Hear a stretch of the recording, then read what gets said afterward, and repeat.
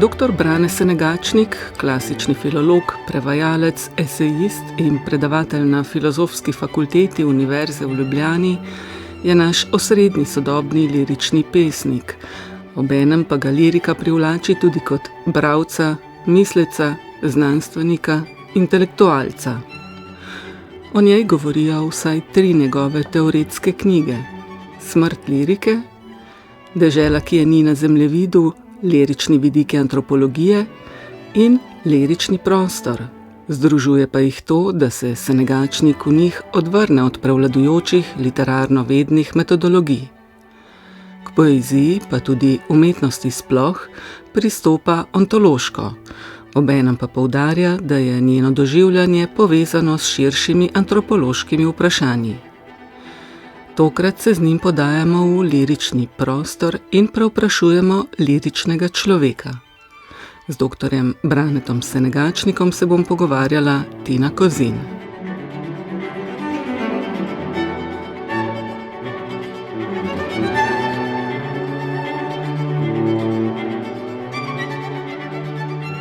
Spoštovani poslušalci, lepo pozdravljeni v oddaji Literarna matineja. Tokrat, kot povedano, gostimo doktorja Braneta Senegačnika. Gospod Brane Senegačnik, lepo pozdravljeni. Lepo pozdravljeni. Povedala sem, da se bova ukvarjala z liriko, liričnim človekom in liričnim doživljajem, liričnim prostorom. Za začetek pa bi vam postavila vprašanje in spet se bom navezala o njem na to, kar sem že omenila v napovedi. Namreč z liriko se ukvarjate ne samo kot ustvarjalec, ampak tudi kot mislec, znanstvenik, intelektualec. Pa me zanima, zakaj, odkje to navdušenje nad liriko, odkje njej taka moč, da vas je tako priklenila nase? Najbrž bi bilo narobe reči, da zato, ker sem po poklicu literarni zgodovinar, ampak bi moral ravno obrniti in reči, da imam to srečo, da lahko upravljam ta poklic, ker me poezija in še posebej lirika tako zelo zanima. Začelo se je vse skupaj v osnovni šoli, dobro se spominjam, v 6. razredu z Josipom Murnom Aleksandrovim, njegovo pesmijo Reka. Začutil sem, da je to nekaj posebnega, da se tam dogaja neko drugo življenje, in to me ni spustilo. Prišla je seveda mnoga druga imena, mnoge druge pesmi, in v bistvu je to preoblikovalo, določilo moje življenje. Seveda me je zanimalo, kaj je to, kar tako vpliva na moje življenje, kar je tako velik del mojega življenja, pa seveda ne samo mojega življenja, ampak življenja mnogih ljudi, in kar navsezadnje skozi zgodovino tako močno zaznamuje kulturo. Ker recimo, da imam eno drobno filozofsko žilico, sem skušal o teh stvareh razmišljati malce drugače, kot pa odgovarja na to recimo literarna zgodovina z nizanjem dejstev, ali pa tudi razne retorike in opisi pesniških sredstev, ki so sicer vsi zelo pomembni. Vse to je zelo pomembno in zanimivo, vendar pa ne razloži, zakaj je pravzaprav to tako pomembno za ljudi in zakaj ima takšno vlogo v človeškem življenju. Kaj pravzaprav to je? No, in iz želje po tem, da bi kaj o tem dognal, sem začel pisati najprej kritike, potem pa tudi razprave in končno knjige. Sama gledam kot nekakšen trojček, ki se zelo, zelo celostno ukvarja z liriko, njenim položajem v sodobnem svetu, v sodobni literarni vedi, pa tudi z ontološkimi vprašanji in fenomenološkimi, ki jih odpira. No, kot ta trojček gledam te vaše omenjene knjige, se pravi Smrt lirike, Dežela, ki je ni na zemljevidu, in zdaj ta lirični prostor. Morda bi vas najprej vprašala, v kakšnem razmerju do njenih predhodnic, se pravi do knjig Smrt lirike in Dežela, ki je ni na zemljevidu, je knjiga lirični prostor. Kako sami vidite ta odnos med njimi? Jaz vidim vsako lirično pesem na tak način, da ampak izraža pravzaprav odnos človeka, razmerje človeka s celim svetom. In vsaka refleksija lirične poezije pravzaprav, tudi če ne govori eksplicitno o tem, mora vzeti to nekako v zakup. In je na nek način govor o tem, kaj je človek, torej antropologija. To je tisto, kar povezuje vse, kar pišemo o poeziji, o lirični poeziji. V liričnem prostoru je pa tisto, kar je gotovo specifično in drugače, to, da v njem obravnavam tudi nekaj novejših oziroma najnovejših literarnih teorij o tem, kaj je lirika, zlasti anglosaksonskih oziroma angloameriških, in pač predstavljam nekatere od teh pogledov tudi na kritičen način, druge na manj kritičen način. Namreč ena od pomembnih raziskovalk tega področja, Hannah van der Grift Eldridge, omenja nekje, da teorija lirike doživlja pravi boom danes. Skratka, da se dogaja nekakšen revival, nekakšna oživitev tega. In res, vključno z njenimi knjigami, čeprav sama seveda tega ne omenja, je tukaj je šlo kar nekaj pomembnih knjig pri najvplivnejših akademskih založbah v svetovnem pogledu, nekaj tematskih številk v zelo prestižnih literarnih revijah na to temo. Jaz sem skušal te poglede nekoliko zajeti, približati in jih tudi soočiti z, recimo temu tradicionalno, kakih 100 let staro danes teorijo lirike, ko so namreč se dogajale v filozofiji pa v estetiki v tem času pred stoletji zelo, zelo pomembne stvari, in tudi v luči tega soočenja nekoliko kritično osvetliti rezultate te oživitve, tega revivala. Posebej bi pa mogoče omenil tudi, da skušam vsaj opozoriti na nekaj izredno pomembnih in senzibilnih pogledov na poezijo nasploh. Zlasti bi tukaj izpostavil letos umrlega ameriškega fenomenologa, Johna Salisa, in njegove knjige o imaginaciji, vplivu imaginacije na umetnost in na splošno človeško življenje, kjer za neverjetno preciznostjo in senzibilnostjo govori tudi o pesniški umetnosti, ali pa na muzikologa in esteta Daniela Albrighta, ki je tudi pisec nekaterih zelo poglobljenih in natančnih knjig o delovanju poezije.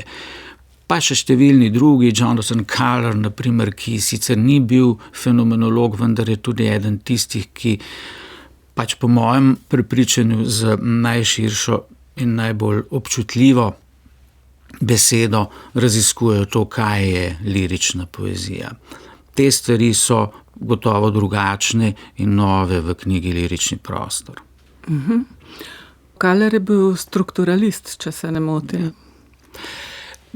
To so bili njegovi začetki, vendar je že takrat pravzaprav imel določeno kritično držo do tega. Njegova knjiga Theory of Lyric pa seveda je, ki je šla, mislim, da 10 let nazaj, je pa seveda v tem pogledu zelo, zelo drugačna. In torej, seveda strukturalizem zelo dobro pozna, ampak zelo dobro poznati še ne pomeni pravzaprav pristajati na tisto. No, to sem načela zato, ker je vaša knjiga v bistvu tudi zelo argumentirana kritika tako imenovanih, zdaj bom citirala kar vaš izraz, pa boste vi potem poslušalcem malo razložili, kaj sodi pod to, kulturalističnih paradigem oziroma kulturalistične paradigme.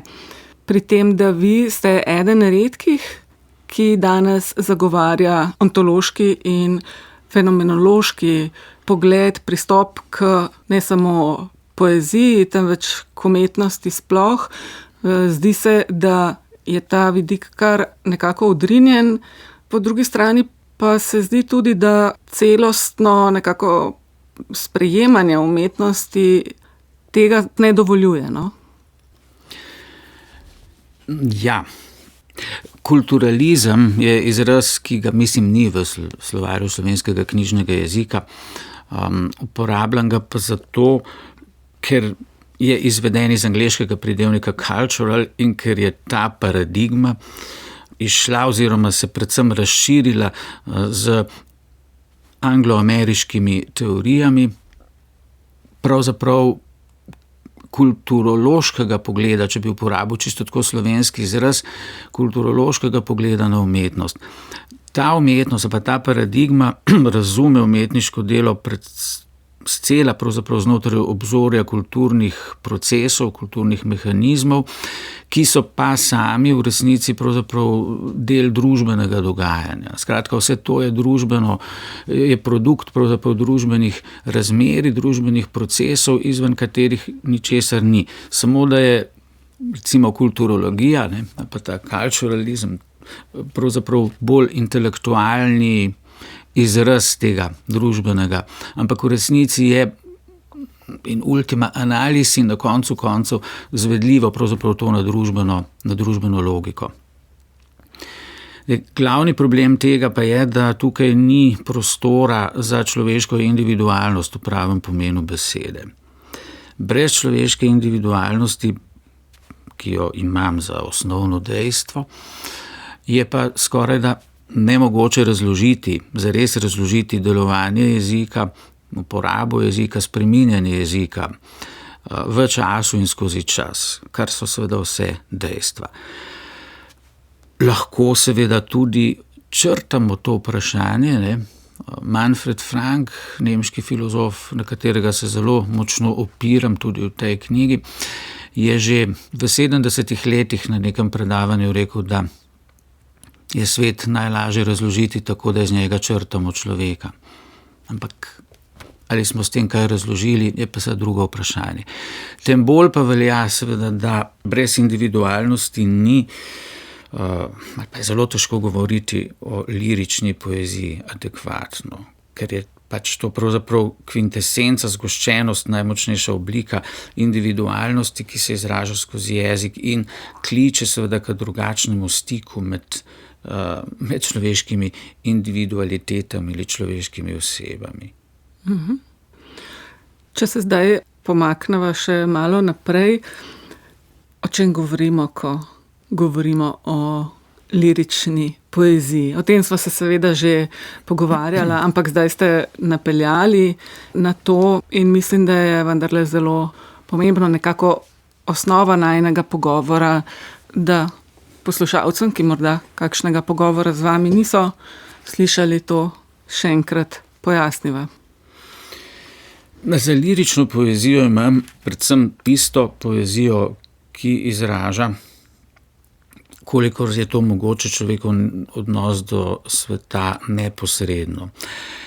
In to se kaže skozi značilno uporabo jezika, ki pravzaprav teži stran od običajnih form jezika, tudi od običajne sporočilnosti, od tega, da je sporočilo jezikovno zamejeno, da je pomensko zamejeno, da pomeni samo nekaj konkretnega, ampak je kar se da odprto, ne da nima konkretnih motivov, konkretnih tem, konkretnih idej, če hočete, ampak da je vse to pravzaprav samo en element, ampak v resnici pa ta poezija skuša priklicati vedno najširše obzorje človeškega doživljanja. Zato tudi njena značilna težnja k odmiku od običajnega jezika, k muzikaličnosti, k ustvarjanju podob. Octavio Paz govori vse večkrat o pršcu mentalnih podob, miselnih podob, ki nastajajo z novimi kombinacijami besed, z novimi prijemi, v katerih se pa prepleta tako misel kot, bi rekel, kvazi čutnost, tista čutnost, ki jo miselno, domišljijsko podoživljamo, kot tudi zvok besed. To je pravzaprav najkrajše povedane značilnosti lirične poezije. Ne glede na to, kako dolga je, se mi zdi, da jo dobro opisujejo neke besede. Ne vem, če se jih čisto pravilno spominjam, ampak mislim, da je Pablo Neruda nekje napisal: ničesar nisem povedal, če nisem povedal vsega. To je seveda paradoksna izjava, vsega se v običajnem smislu ne da povedati, ampak lirična poezija pač učinkuje kot nekakšno napotilo na mejo, ne samo mejo jezika, ampak tudi pravzaprav mejo tega, kar lahko doživljamo, in v tem smislu seveda je klic k doživetju vsega. Kaj pa recimo, če bi se neka taka pesem fokusirala zgolj na eno temo, kaj pa vem, recimo ljubezen, ki je najbolj tako prepoznavna, ne? In da bi se osredotočila na izpoved recimo neke ljubezni in ne bi bila tako odprta. Je to še lirična poezija ali ne? Ja. Te meje je seveda skrajno težko začutiti. Kako ugotoviti, ali je res omejena pravzaprav na neko, da tako rečem, pragmatično sporočilo, ima pragmatične cilje v svoji ljubezenski izpovedi, ki so vezani samo na nek konkretni primer življenjski ali ne. Tu je pač ta bistvena razlika. Mislim pa, da bi potem verjetno težko sploh bila poezija, razen recimo v čisto formalnem pomenu besede, ker mislim, da vsa umetnost ima v sebi to, da nekako postavlja, izklicuje človekovo globinsko razmerje s celotno resničnostjo. Saj jaz osebno tako razumem pravzaprav umetnost, no. Zagotovo. Ampak to vprašanje sem vam postavila bolj zato, da pokaževa, da recimo ni lirika zgolj neka izpovednost, no? Ja, to prav gotovo, ne, to prav gotovo. Je izpoved morda v tem smislu, ne, da je izpoved tega, kar sem prej rekel, tega celovitega, tega najglobljega razmerja s celoto, pravzaprav je nenehno odkrivanje samega sebe, lastnega sebstva, in je zato nekako verjamem v definicijo Gottfrieda Benna, da je monološka, da je lirika po svojem bistvu monolog, kar je zelo v nasprotju z dominantno ali pa zelo močno tezo danes o hibridizaciji žanrov, ki so v dialogu drug z drugim in podobno. To je seveda vse zelo zanimivo, še posebej v zvezi z omenjenim avtorjem, ki Bennom, zanje je bilo značilna konstrukcija pesmi, elementi iz raznih slojev jezika in podobno, ampak v bistvu gre pa vendarle za to, da ne, vse, kar je v jeziku, pravzaprav je nekako namenjeno nekomu. Ne. In tudi, če je to monolog, ni monolog zaradi tega, da tega ne bi nihče slišal v resnici, ampak da bi slišal na drug način. Ne v tistem smislu, v katerem se običajno pogovarjamo, v smislu replik, ki potem nas potegne v čisto racionalno razmerje, ampak je, torej smisel tega liričnega monologa je, da se sami potem nekako soočimo s sabo ali pa da sami vstopimo v svoje sebstvo in v drugačno razmerje prek te poezije, ki jo beremo, v drugačno razmerje s celoto samega sebe in sveta. S tem sva že, če poveževa z vašimi prejšnjimi odgovori, odgovorila na vprašanje, zakaj ima lirika, kljub temu, da ste omenili ta raziskovalni boom, v današnjem svetu obrobno mesto. Ja, čisto drugo vprašanje je seveda, ali ta raziskovalni boom ima svoj korelat tudi v življenju dejanske poezije. No, to je seveda zelo komplicirano vprašanje, tudi to pa seveda zelo sociološko komplicirano vprašanje, ker je seveda vprašljivo, kaj imamo za sodobno poezijo, kaj v ta svetlobni krog refleksije zajamemo. Ponavadi so to seveda stvari, ki so dobro medijsko podprte, ki izhajajo pri velikih založbah, medtem ko zelo velik del druge poezije, ki nastaja, je pa izven tega svetlobnega kroga. In prav gotovo pa, da tisto, kar je v fokusu, v žarišču pozornosti medijsko-akademske, ni pretežno bi rekel, ni lirika. No. To pa je res. No, zdaj, če gledamo globalno, je seveda stvar ima še drugo dimenzijo. Jahan Ramazani, torej ameriški literarni kritik, oziroma teoretik iranskega porekla, posebej omenja v enem članku živost lirike v sodobni iranski, vietnamski in arabski poeziji, tudi njeno odmevnost, in to postavlja nekako kot protivtež zamirjenju lirike na Zahodu, kjer pa vidi osnovni problem lirike v tem, da je preveč intelektualizirana in akademizirana.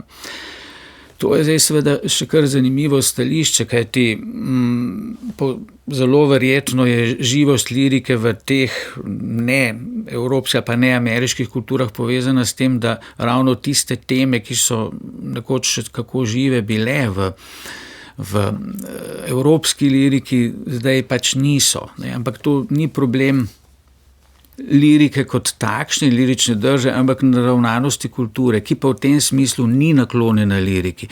To pa lahko opažamo tako znotraj modernizma, kot tudi tako imenovanega postmodernizma. Globlja osnova tega pa je seveda prevladujoč princip kulture, ki je po eni strani naravoslovno-tehnični, in vsi vemo, da ima to najgloblje možne posledice za naše čisto vsakdanje življenje, od pač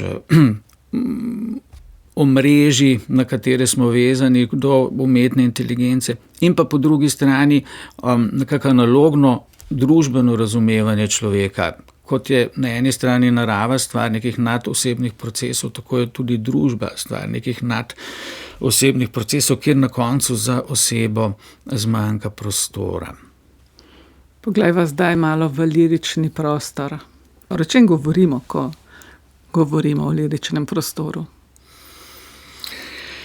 Na naslovnici knjige je neko staro okno, vse je v modri barvi, se pravi z vso njeno simboliko, in skozi to okno, ki je majhno, drobno, se vidi nek svet, ki je naraven in ki se zdi, da je zelo velik.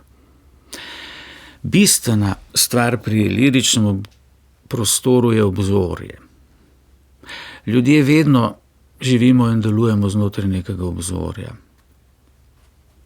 Poklicno, zasebno, na cesti, v ulici, pri igri, kjerkoli, imamo vedno neko obzorje.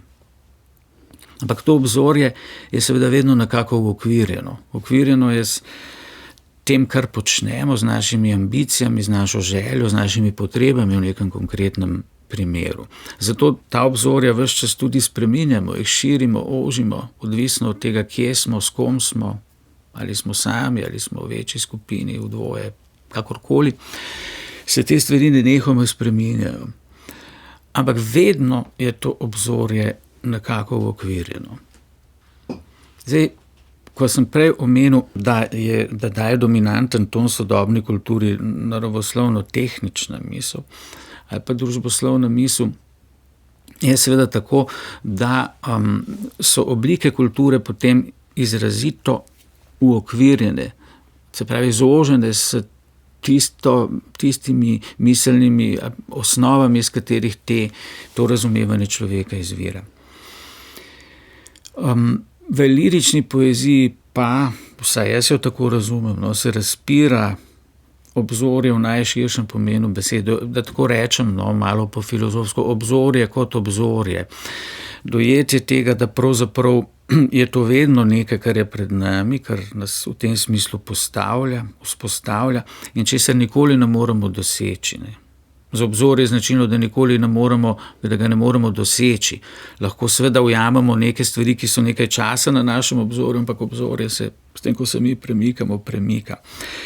In ta bivanska odprtost, ki je izvir tako svobode kot velike tesnobe, in tudi to je najbrž kakšen razlog, da lirika ni tako zelo popularna, ali pa da ljudje v današnjem svetu pred njo tudi bežijo, čeprav s tem veliko zamujajo. Torej, tisto, kar je bistveno, je razgrnitev tega obzorja. To je preprosto vprašanje, ki po mojem mišljenju vsakogar kdaj doleti. Vsakogar kdaj že kje, že kako doleti to vprašanje, kdo sem, kaj sem. In takrat seveda noben tak parcialen odgovor, ki ga daje zožena perspektiva, ni zadosten. Človek v resnici presega vsa ta parcialna obzorja, čeprav se to zdi čudno, ker je po eni strani en majhen delček narave in družbe, ampak že to, da lahko svoj pogled premešča iz enega obzorja v drugo obzorje, kaže, da pravzaprav sam nikoli ni ujet čisto v eno, samo znanstveno, pa samo družboslovno ali kakšno tretje obzorje, ampak pravzaprav sebe nikoli ne more zajeti v ta pogled, ampak je ta pogled sam. Kaj pa konstituira lirični prostor? Mislim, da se lirični prostor razpre s človekovim poglobljenim, intenziviranim doživljanjem sebstva, samega sebe. In da, zdaj, če govorimo o liričnem prostoru v ožjem smislu, v literarnem smislu, da je to skratka nekaj, kar je z poezijo povezano, so pri tem udeležene tiste specifične oblike lirične poezije, o katerih sem malo prej govoril. Torej, neločljiv preplet tako pomenov, pomenskih vozlov, kot podob, domišljijskih podob, kot zvočnosti. Vse to je v pesmih, ki resnično delujejo, ki resnično, rečemo, to pa je pesem, je tako, da so ti elementi neločljivo prepleteni. Jasno pa je, da je za ta lirični prostor, da sta potrebna dva. Tisti, ki pesem napiše, in tisti, ki pesem bere. Šele takrat se lirični prostor kot tak zares razgrne. Skratka, lirični prostor je v jeziku, v verzih konstituirano obzorje, zadnje obzorje doživljanja. Zdaj vas bom takole vprašala, mislite, da se tistemu, ki piše, recimo lirično poezijo, ker se pogovarjava pač o njej, razpira na enak način kot tistemu, ki bere? Mislim, vem, da vsak človek doživlja drugače, ampak ta načelna razlika ali načelna istost me zanima. To je zelo dobro, to se pravi neodgovorljivo vprašanje.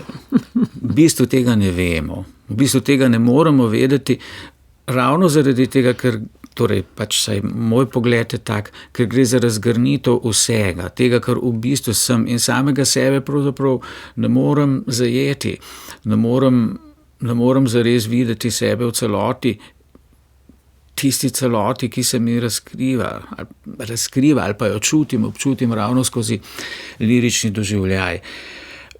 Zakaj pa potem sploh pišemo, to je dobro vprašanje. To so pravzaprav, da uporabim to prastaro podobo, torej izrabljeno, pa vendar metanje pisma v steklenici z otoka, pisma, ki bo morda do koga priplul, ali kričanje v noč, ali kričanje, pod vodo, vendar v upanju, da pride do kako bi rekel, do te komunikacije, do tega stika, ki ga ni pravzaprav mogoče nadzorovati.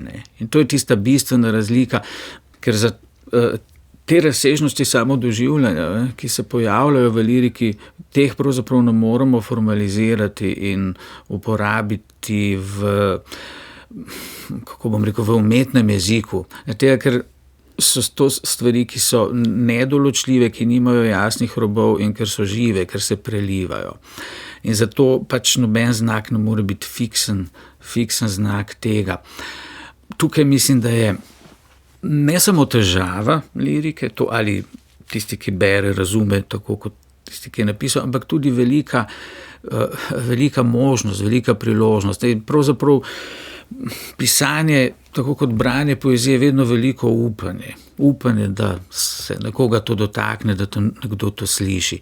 Saj potem seveda lahko govorimo o tem, lahko smo veseli ali pa zgroženi nad kritikami, ki jih beremo, občudujemo pravzaprav senzibilnost kritika ali pa se zgražamo nad njegovo ozkostjo, neobčutljivostjo, kakorkoli.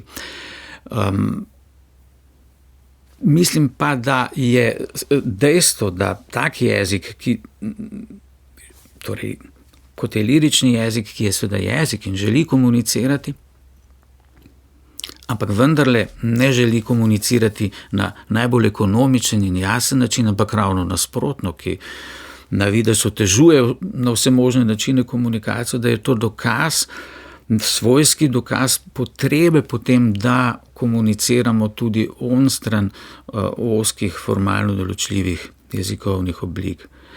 Namreč takšne stvari kot, ne vem, kot je samo občutje, samo doživljanje, kot je življenjski smisel, o teh stvareh pravzaprav se ne da formalistično govoriti. Oziroma se da govoriti, ampak rezultat je ravno nasproten temu. Ne morete dokazati nekomu, da ima ali pa da nima življenjskega smisla to, kar on občuti. Zagotovo se strinjam, gre za doživetje, ki je seveda brez nekega ostanka neizvedljivo na racionalen jezik, na diskurs. Ampak v mislih sem imela recimo tudi tone. Osebno se mi zdi, da je morda za tistega, ki to prenaša na papir, on izhaja iz neobesedljivega in daje to v neko racionalno materijo, ki je jezik. Ne? Se pravi, mora tu racionalizirati tisti, ki bere, se pa iz racionalnega spušča v svoje iracionalne globine in je v tem na nek način lahko bolj odprt in gre lahko globlje, oziroma mislim, da ta racionalen moment pri tistem, ki zapisuje, spodnese doživljaj v tej obliki, da verjetno zapis sledi doživljaju, ne? Medtem ko ob branju doživljaj neposredno lahko poteka. Ne? Ja, to je zelo, zelo dobro povedano. To je odlično povedano. Jaz se s tem popolnoma strinjam. Mislim, v vsakem primeru je pa tako, da to pač je tudi nekje v tej knjigi, no, da je pravzaprav ta doživljajski svet, ki ni ga mogoče popolnoma formalizirati in racionalizirati, da je v bistvu kot voda, ne, medtem ko so pa besede, bodisi besede pesmi, bodisi tudi govorjenje o poeziji, je pa pravzaprav obala, ne neka pot do tja, da do te vode pridemo. In zdaj seveda tisti, ki bere, kot ste zelo precizno in lepo povedali, v bistvu se pravzaprav z te obale spušča v vodo.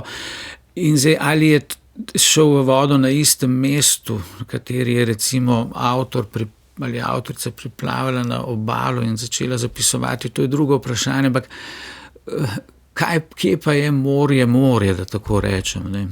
Morje je pravzaprav neka celota, kjer se vse preliva, kjer je vse eno in tukaj vidim pravzaprav smisel lirične poezije, da so te mogoče čisto konkretne barve doživljanja ali pa globine, v katerih se lahko pogovarjamo, sicer pomembne, zelo pomembne, ampak po drugi strani se pa vendarle lahko zedinimo, vsaj posredno tudi v tem, ali smo zaplavali, ali smo bili v vodi ali ne, in je bila ta voda pač, jaz bom tako kar rekel, no, na nek način neskončna. Zdaj sva torej na področju zelo subjektivnega na nek način, hkrati zagotovo na področju v veliki meri neobesedljivega. Kako naj na to področje stopa recimo literarna veda? Ali lahko vstopi? Če govorim čisto iz osebne izkušnje, no, ko poučujem zgodovino grške književnosti, večino časa pravzaprav navajam dejstva. Literarno-zgodovinska dejstva. Opisujemo zgodovinske in kulturne razmere v nekem času, opisujemo ali pa naštevamo imena literarnih zvrsti, avtorjev, opisujemo oblike literature ali dramatike, kakršne so se pojavljale. Vse to je seveda zelo faktično, nima kakšne posebne zveze s tistim, kar se dogaja v literaturi, kakor so do sedaj o njej govorila, ali pa v liriki zlasti. No. Ampak jasno, da je to seveda nekaj neobhodnega, nekaj bistvenega. To je tista pot do obale, brez katere do morja ali pa vode nikakor sploh ne pridemo. In to je torej zelo integralni del, pomemben, bistven del vsega tega. Zdaj, težava pa je, če se pa pot literarne vede tukaj ostavi. In pogosto se ostavi in se ne razmišlja, zakaj pravzaprav tukaj v bistvu sploh gre. Zakaj je pravzaprav literatura, ki vendarle je konstituirana, to pa je seveda pa mogoče čisto objektivno pokazati, jezikovno čisto drugače, kot so druge oblike jezika, kot so tako imenovani diskurzi. Literarni diskurs je sam na sebi precej vprašljiva kategorija. Kolikor diskurs seveda pomeni neko razločeno, postopno, razčlenjeno govorjenje, seveda lahko literaturo tudi tako obravnavamo, ampak njeni efekti pa seveda pri tem ugasnejo, ker deluje vendarle kot celota v toku in je na nek način v tem smislu podobna uprizoritvenim ali dogajalnim umetnostim kot glasba. Ne. Tu mislim, da je velika razlika. Znanost gotovo, da ima svojo vlogo, pri tem rad bi pa poudaril to, če prihajamo do izkušnje nečesa, torej skozi vse to, kar lahko znanstveno povemo do nečesa, česar pa ni mogoče znanstveno utemeljiti in kar leži onkraj tega v temelju, ali pa če hočete brez temelju te izkušnje, ki jo prinaša literatura, to ne pomeni, da je ta misel kaj manj vredna od znanosti, ampak kvečjemu nasprotno. Saj tu sva spet, mislim, da pri vprašanju razumevanja nalog literarne vede in vprašanju, ali gre za vedo ali znanost in tako naprej, kajti zanimivo je, da so včasih res nastajale zelo poglobljene študije, teorije, celotni sistemi, ki so temeljili na ontološki ali fenomenološki, na ontološkem ali fenomenološkem pristopu, a ne. Danes pa je to tako rekoč izginilo, ne. Ja, to je res zelo zanimivo. Kot sem že prej omenil, malce primerjal nekatere, recimo Ramazanjevo teorijo oziroma teze o tem, kaj mora imeti lirična poezija, s tistim, kar najdemo recimo v slabih 100 let starejši Steigerjevi knjigi Kunst der Interpretation, na primer. In to je zelo zanimivo, ne. To je zelo zanimivo. Velika večina teh kategorij se popolnoma pokriva, le da tu seveda pri Ramazanju in pri drugih sodobnih teoretikih ni te filozofske razsežnosti, ni ontoloških vprašanj ali po pravem pomenu besede fenomenoloških vprašanj, ampak je to nadomeščeno sociologijo. Še več, ne, v neki kritiki Steigerja sem ravno prebral, da je še kar zanimiv, kolikor govori o vplivu kulturnih form na jezik, če pa seveda odpišemo vse njegovo esencializiranje, to se pravi vse poskuse, da bi prišel do vprašanja, kaj pravzaprav je to, kar je poezija. Pričemer moram še in še poudariti, da pri fenomenoloških mislecih, konkretno Steiger je tudi izhajal iz Husserla in bil v bistvu formiran fenomenološko, nikakor ne gre, celo bistveno ne gre za ustvarjanje nekih predalov ali modelov, ki bi bili zaprti in ki bi že vnaprej povedali ali kot slabšalno uporabljajo ta izraz esencializirali neko literarno zvrst. Ampak gre vedno za opisovanje drže in gre zavestno za poskus opisa nečesa, pri čemer ne moram dovolj poudariti tele misli, ne. Ker se mi res zdi pomembna za vso literaturo. Steigerjeva misel namreč, da v vsakem literarnem delu nastopajo prvine vseh treh velikih torej velikih žanrov, to se pravi lirskega, epskega in dramskega, v različni meri so pomešani. Danes je namreč zelo popularna, velikokrat slišimo o tem, tako imenovana hibridizacija žanrov, ki naj bi bila nekaj izrazito novega. Ampak ni nekaj novega. Pravzaprav, če bi hotel zdaj malce na pol ironično to reči, že Anaksagora govoril o tem, da je v vsaki stvari pravzaprav vse, samo v različnih merah. In to seveda velja tudi za literaturo, ampak ni pa glavna poanta tega, pravzaprav, da odkrijemo, da se stvari mešajo, ne? Ampak kaj pravzaprav v njih prevlada. To pa pomeni seveda posebno senzibilnost, to pomeni posebno tudi bi jaz rekel, neke vrste odgovornost do tega, kako govorimo o literaturi in kaj nam literatura pomeni. Vsezadnje, zakaj pa se z njo ukvarjamo? Brane Senegačnik, o liričnem človeku govoriva v nekem smislu ves čas, ampak nisva ga še imenovala, nisva še povedala konkretno, kdo je lirični človek. Najbrž človek, ki je pripravljen ali pa ki težko živi brez tega, da se ne bi naravnaval svojega pogleda k obzorju, k bivanskemu obzorju, ki se ne bi zanimal za to, kaj je ali pa kdo je in kaj pravzaprav je to, kar živi, to, kar govori sam s seboj in kar govori z drugimi. Zanimivo je, kako je ta oblika poezije in ta lirični človek živel skozi čase. To ni izum romantike, kot se pogosto, zelo, zelo pavšalno poudarja, ampak je seveda nekaj, čemu lahko od začetkov kulture sledimo preko vseh obdobij, hoče prek renesanse, prek baroka, v današnji čas.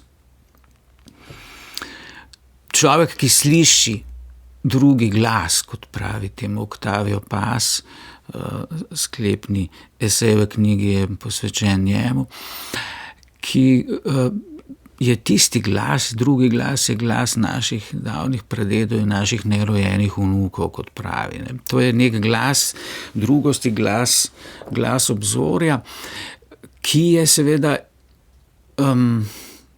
glas, ki ga slišiš ali ga ne slišiš, ampak kot sem že rekel, mislim, da ga na svoj način, ne nujno na ustvarjalen, ampak na svoj način sliši pravzaprav kdaj pa kdaj vsak človek. In je lirični človek do neke mere živi v vsakem človeku, v nekaterih bolj, v nekaterih manj.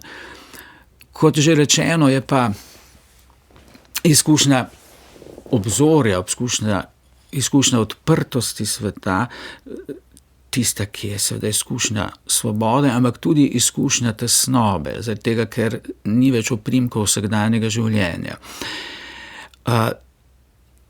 Kdor se zazira v obzorje, mora pač sprejeti nase tudi ta, bi rekel, tesnobni vidik rušenja.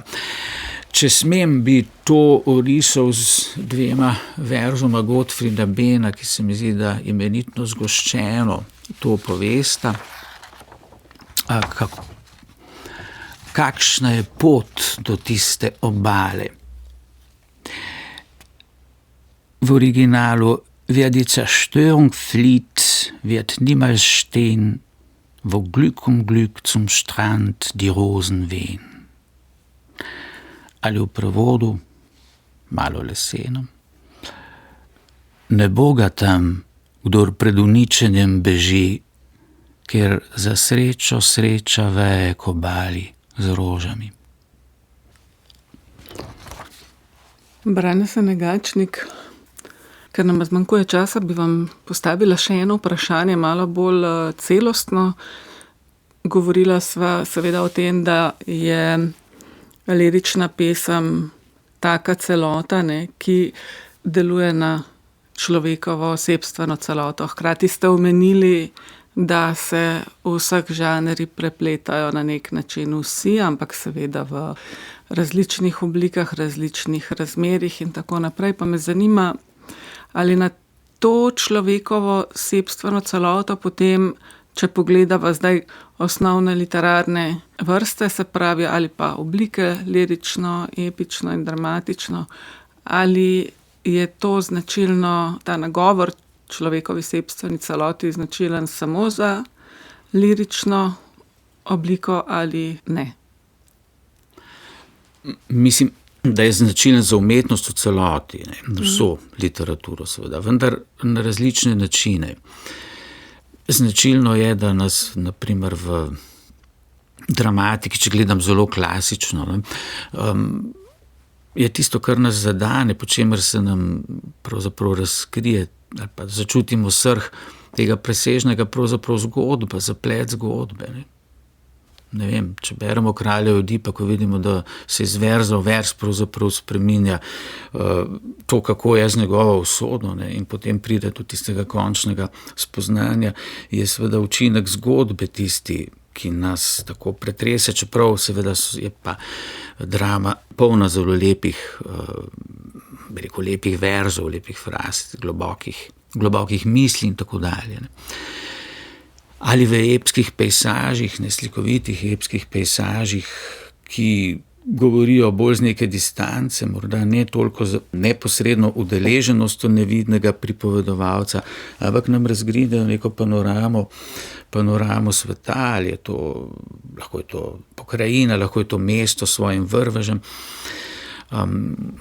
takšen drugačen utrip življenja, vse to seveda izklicuje ali pa nas vodi k tistemu obzorju, o katerem sem prej govoril. Res pa je, da je v lirični poeziji to najbolj zbito, najbolj zgoščeno, o tem govori že njena kratka forma. In da je pot pravzaprav k temu obzorju na nek način najbolj silovita, čeprav se za lirično poezijo ponavadi govori, da je krhka, drobna, kar je res, ne. Ampak po drugi strani je v tej neposredni prodornosti najkrajša in najbolj silovita. Ja, s tem se strinjam.